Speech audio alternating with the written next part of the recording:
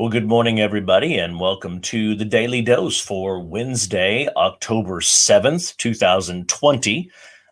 As we are near the end of 7 months of being under this pandemic. And, this started back in March, and it's crazy to think that we've been this way. And by everything that I can read and understand, this isn't going away.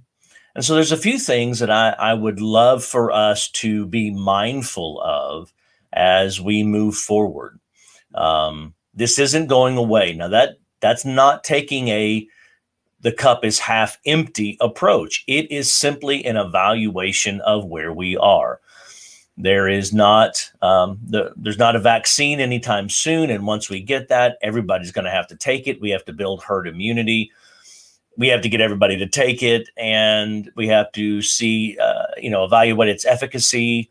Is this working? Is it not working? We are likely a while. And so we need to begin realizing that this is just where we are. And I believe we as followers of Christ have a higher calling on our lives. We have a higher responsibility over our lives. I think it's important for us as followers of Christ to refrain from the public complaining or the public negativity. It's not that we shouldn't be frustrated. Hey, I'm frustrated like the rest of you. I'm tired like the rest of you. I'm doing things that I didn't think I would need to be doing in this time. It's just a weird time, and we're all living in this weird time. We need to realize that it's just the way it is. Now, here's the kicker. First, I think that we need to refrain from the negativity publicly. I think we need to refrain as followers of Christ. This is the calling. Our focus doesn't need to be specifically, our focus doesn't need to be on the pandemic. Our focus needs to be on Jesus. Now, do we live in a pandemic time? Absolutely. In the same way that the 25th hurricane, we're nearing the record breaking of that, is being named and rolling up into the Gulf today. But the reality simply is this: we still focus on Jesus. And it's my growing belief that the scheme of the devil is to get us to stop focusing on Jesus. And I think that's nothing new. I think he's been doing this for hundreds of years. If he can just get us to stop focusing on Jesus, then he has us. And so we need to be careful how we live our lives. Paul tells the church at Ephesus, live your life in such a way, walk worthy, have a walk that is worthy of the calling. Live in such a way that those who do not understand, believe, or follow Christ would be drawn into an understanding of Jesus and the desire to know Jesus. But that means that we're going to have to be different. We're going to have to think differently. We're going to have to act differently. We can't get down into the mud of what's going on. And we're going to have to be careful how we move forward in the days ahead. We have a relationship with God that provides us a sense of peace and hope that others don't.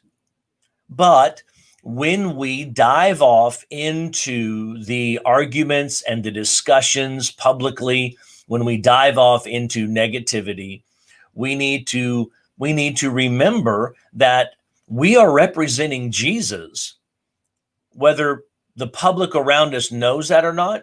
You do, and God does. And we need to be encouraging each other to present a life that is something that an unbeliever would want. And I know that's a radically different shift. It's so different than what we have come to understand. It's so different than what we've had to do in the years past. Up until the last 2 decades, we could just more or less stand on the street corner and beckon them in, and people come to church. We think when I was a kid, we did things differently. Totally understand that. Trust me, when I started in ministry 7 years ago, things were different. We could do things differently. We did things differently. We succeeded differently than we're going to succeed today. Today, people don't trust Christians. Today, I don't know that most people know who a Christian is. And so we don't have some of the foundational understandings. Now, it's not for us to get into an argument over why this may be, because it doesn't really matter anymore why we got where we are. Did we make bad choices? Sure. Did we have bad elections? Yes. Did we make stupid decisions individually and organizationally and nationally? Sure, we did. Absolutely. But what good is there for us to continue to look back and pine away when reality says, I have today for Jesus? I have to do things in such a way today that is going to honor Jesus and prepare something for tomorrow, in hopes that people will learn to understand about Jesus. But the way we go about that has to be different than it used to be. We have to consider it differently. We have to work at it differently. We're going to have to make some adjustments as followers of Christ. Now, that doesn't mean we change what we believe in. God is God. The Bible is the Bible. We believe in both of those things. We believe in the power of the resurrection of Jesus. We believe in the forgiveness of God through the death, burial, and resurrection of Jesus. We believe that it is faith, not works. We believe in all of these things that we've always believed in.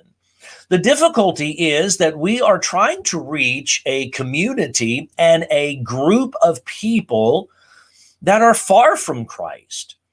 There was a time when I was a kid that, by and large, the morality and the ethical stance of our nation and people was not radically different than what we might accept and believe in the church.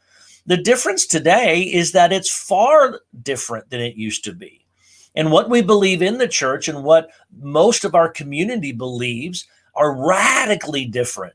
The acceptability levels that we have in the church is radically different than what is outside of the church. In fact, I would suggest to you that the acceptability levels from somebody who is 80 versus somebody who is 30, both of which in the church, is still different. And we must begin to understand that life is different, and we all know this.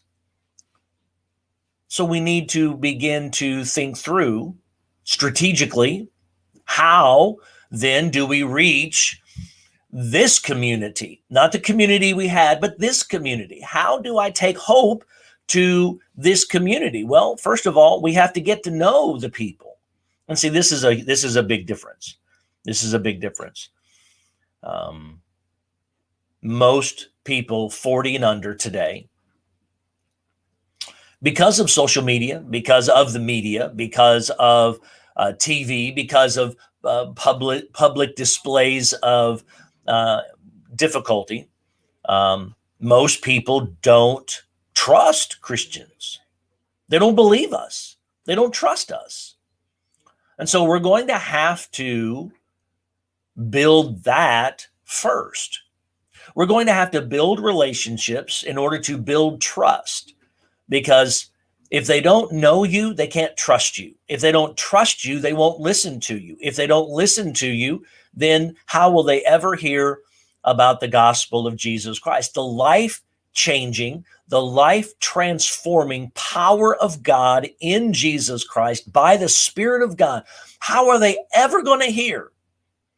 And see, many of us will go to the Bible and say, well, if we don't say it, they won't hear it. That's true.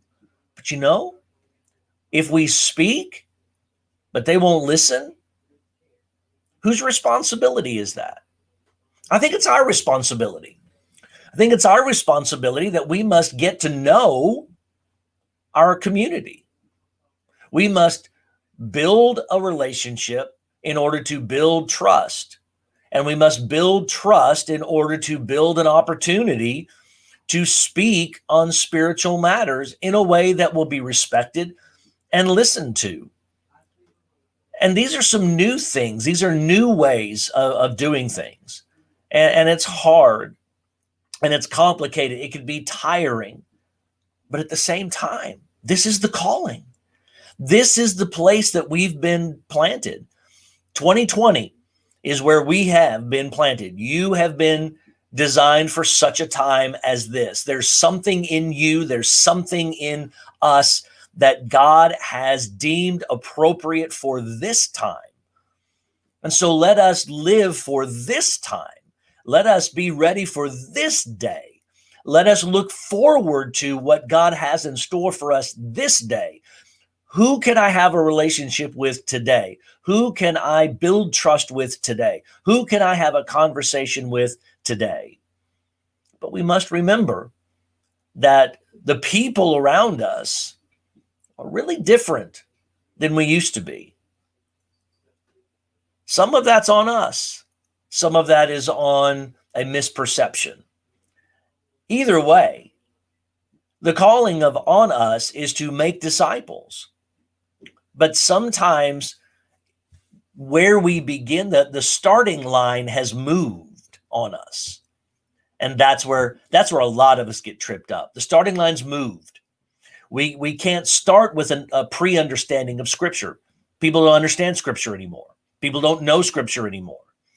But again, it's not for us to discuss this minute why we got here. Okay, we've heard preachers after preachers. We know why we got here. Okay, that's not what is not going to do us any good to argue about that, or to rail against they took Bible out of school, it took prayer out of school. Okay, yes, that's a reality. It's true. You can go back and look at the legislation. Okay, so we've got two generations that don't know the Bible, don't understand Scripture, disrespect everything. Okay, that's okay. Okay, that's reality. I understand that. How are we going to change their minds? We're certainly not going to change their minds by yelling at them. We're not going to change their minds by, guilting them or shaming them. We're not going to change them. We're going to change their minds when we start to love them. This is why we took on our statement as an organization. We love people in order to move them forward in life's journey. You say, well, what does that mean? This is what it means. We want to love our community. We want to love our neighbor to help them move from wherever they are to one step closer. Here's the thing.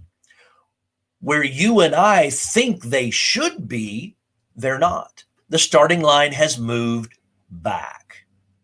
We have to start way back.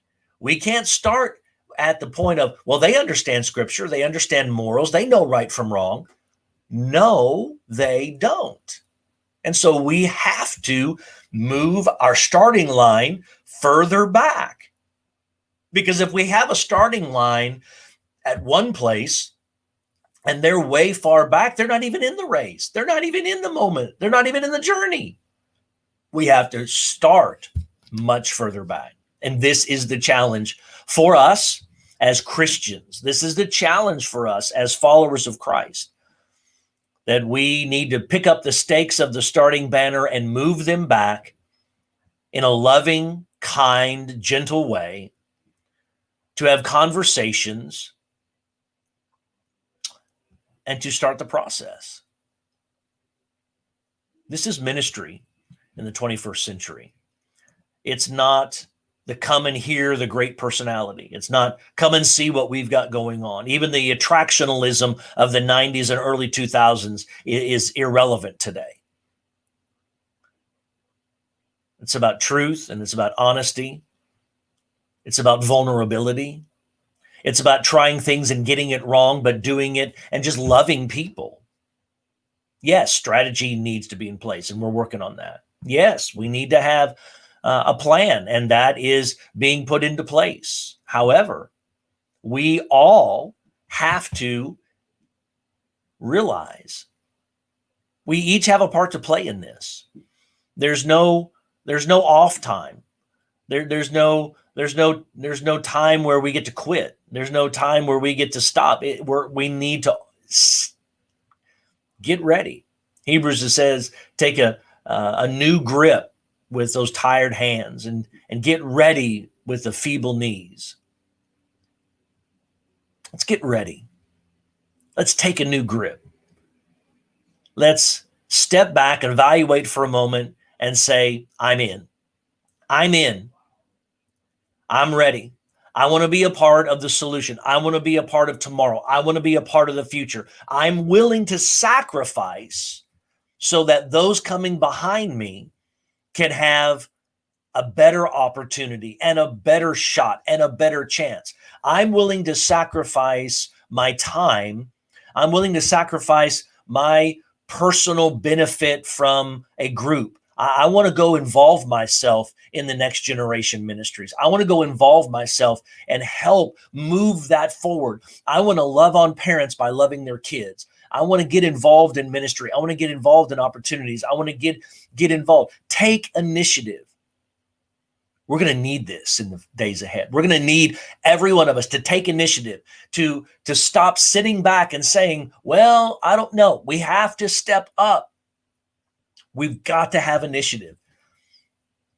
Say, I want to help. I want to be a part. Where can I had somebody come in the other day and say, hey, I just want to be a part. Point me in the direction. Man, if I could have 100 more of them. Just point me in the right direction. Point me and I'll go.